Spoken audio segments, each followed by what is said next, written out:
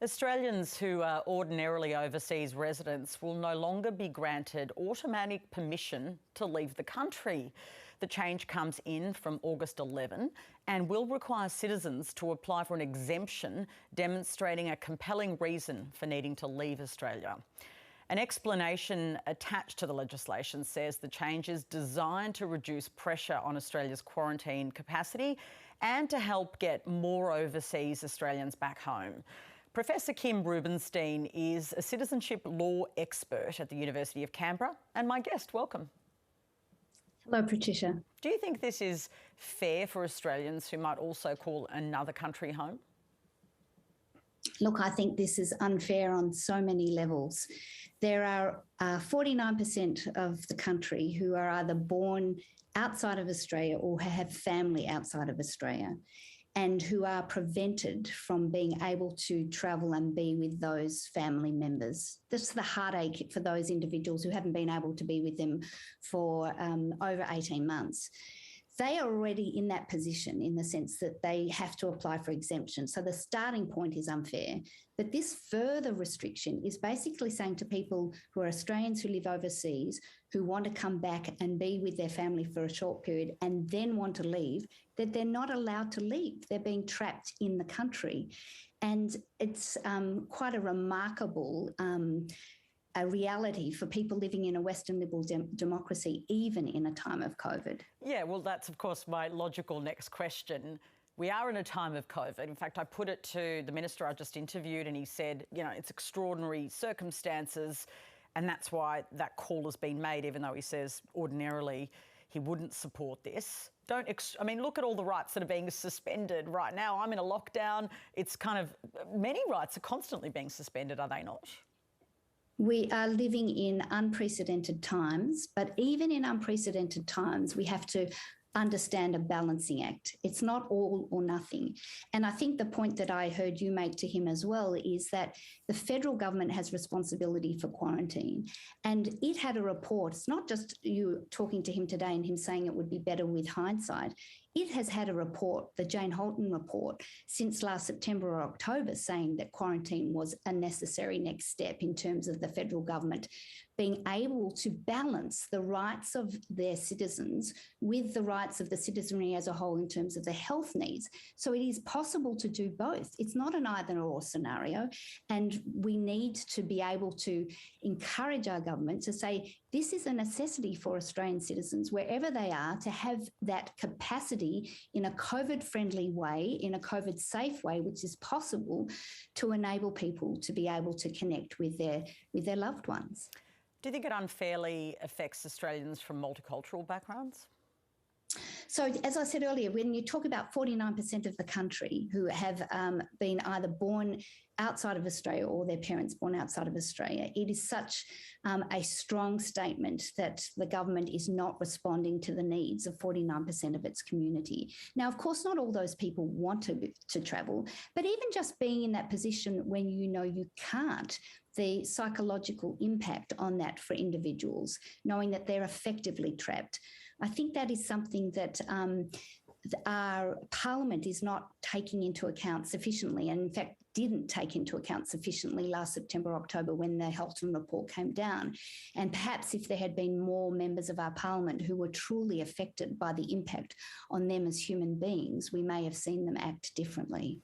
Now, the government says this amendment to the Biosecurity Act will reduce pressure on Australia's quarantine capacity.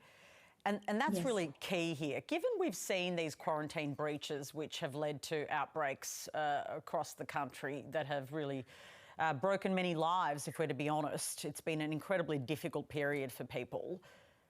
Isn't that an extraordinary circumstance? So those breaches, though, have been largely in hotel quarantine.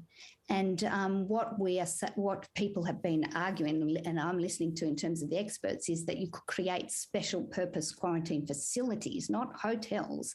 I mean, historically, the Commonwealth had quarantine stations around the country. I mean, anyone who's lived in Victoria and gone down the Mornington Peninsula, those quarantine stations, they exist around that. You know, that is a reality of what the federal government has done in the past. And so that is a reality for this federal government. It could have actually been committed to developing special purpose quarantine facilities rather than continuing with the hotel quarantine framework.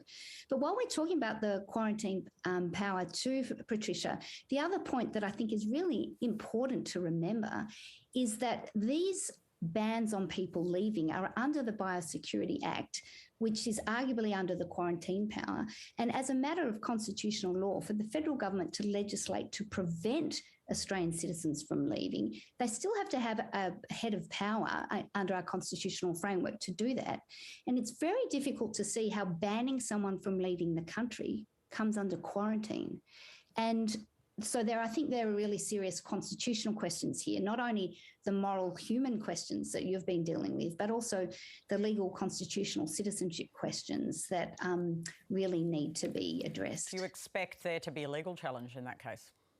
Look, I've certainly been receiving lots of contacts since the news reports came out today, and we'll watch this space. Of course, nothing can occur until someone is personally affected. And so until the 11th of August, when this comes into play, this particular aspect of it, we'll wait and see if there is in fact a challenge. But that legal challenge, I think, is one that sits with the moral normative notion of us as citizens. Of course, it's unprecedented times, but we do expect our government to do all it can to look after the needs of all its citizenry. And this is something that I think we're missing at the moment. There's another issue that you've been pursuing for a while, and that's wanting an inquiry around Christian Porter and these allegations, historical allegations that he denies. Yes. He was appointed acting leader of the House this week because Peter Dutton is in quarantine because of this Queensland lockdown that we've seen. Yes. I asked David Gillespie, who is the deputy, whether he would have liked to have played the role of acting leader. He was quite honest. He said he would have liked to, but of course he's in the Nationals, politics. He didn't get asked. What do you make of this? Look, I think it's really concerning. I think it speaks back to the failure at the time when these allegations first came out of not having an independent assessment on the capacity of Christian Porter to remain in Parliament in certain roles. Now, we know that he stood aside or was moved aside as Attorney General. I think there's still a continuing issue of any ministerial role in a collective cabinet for his role when nothing further has been done in relation to his capacity in that regard. But here, this is again another parliamentary role. It's not about him being elected by his representatives, who at the next election will have the opportunity to say whether they think he's the appropriate person to represent them in light of everything that's happened. This is a choice by this government to give him a particular role of leadership.